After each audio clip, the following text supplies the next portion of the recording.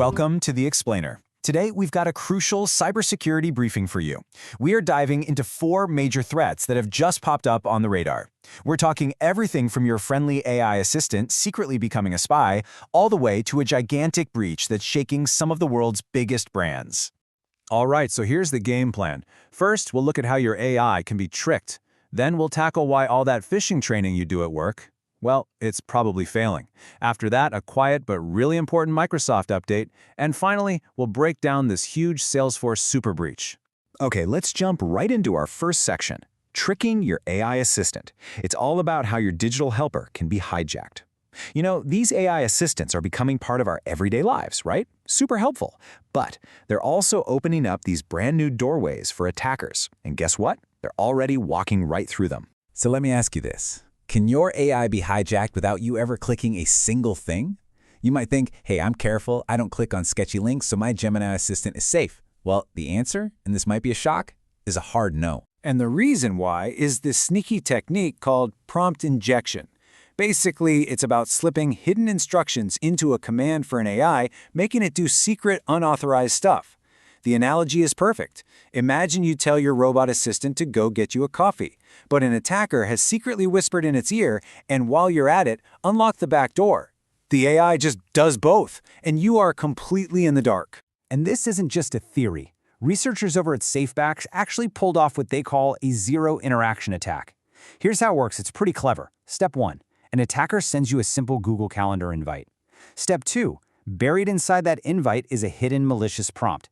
Step 3, your Gemini assistant, trying to be helpful, automatically processes that invite. And boom, Step 4, the AI carries out the attacker's hidden command. You literally did nothing. No clicks, no approvals, nothing. So, what could they actually do with this? Well, the potential consequences get serious fast. It could start with something simple like just spamming your accounts, but it can get way worse. They could plant a command that causes the AI to act later, maybe at a specific time. Or, and this is the scary one, they could tell it to assemble and leak information right from your inbox, scanning all your emails, pulling out sensitive details, and just sending it all straight to the attacker. So, why does this matter so much?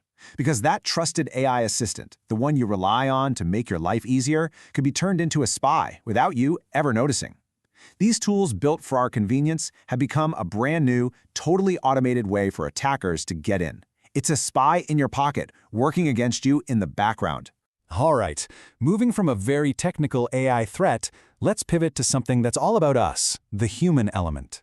Section 2. Why phishing training fails.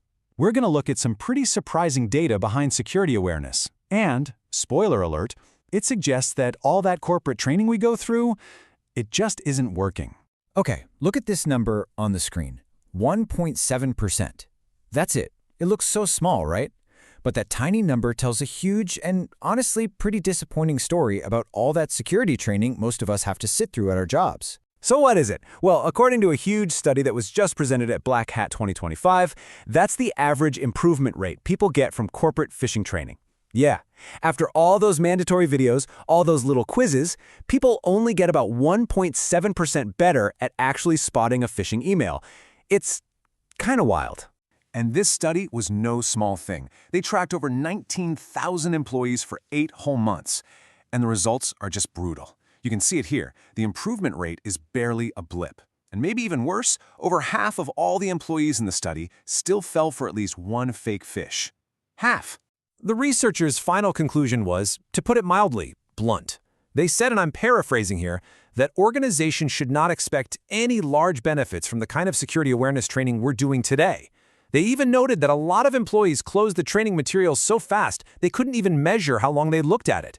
The verdict is crystal clear. What we're doing right now offers basically zero significant protection. So here's the bottom line. This matters because the main way that companies try to build what they call a human firewall is, well, it's fundamentally broken.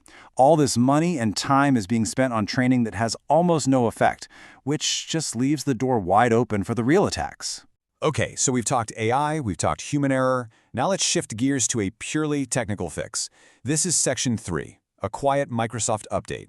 It's about a small change with some really big security implications, especially if you're a system admin. So this all revolves around something called FPRPC, or Front Page Remote Procedure Calls.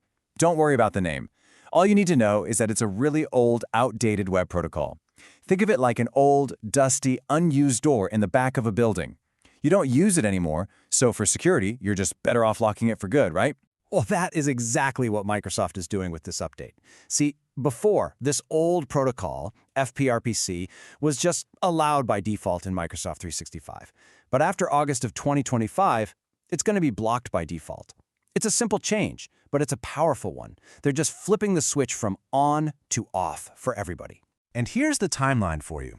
The rollout begins in July 2025 and should be all done by August. The key thing here is that after August, if your company for some reason still needs this old protocol, an admin is going to have to go into the Trust Center and manually turn it back on. And this is why it matters. It's a perfect example of improving security by default. Nobody has to do anything. You don't have to lift a finger. And just like that, millions of systems around the world become safer because Microsoft is proactively closing and locking this old, risky digital doorway for everyone. It's a huge win. Okay, for our final section, we're looking at a huge ongoing threat. Section 4, the Salesforce Super Breach. This one is really a perfect storm.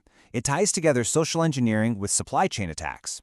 We're talking about a massive breach focused on Salesforce that is hitting some of the biggest, most recognizable brands on the planet right now.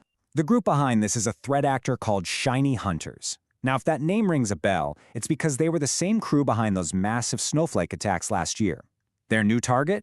Salesforce, which, as you know, is the CRM platform used by just countless businesses all over the world. So how are they pulling this off? The attack method is deceptively simple.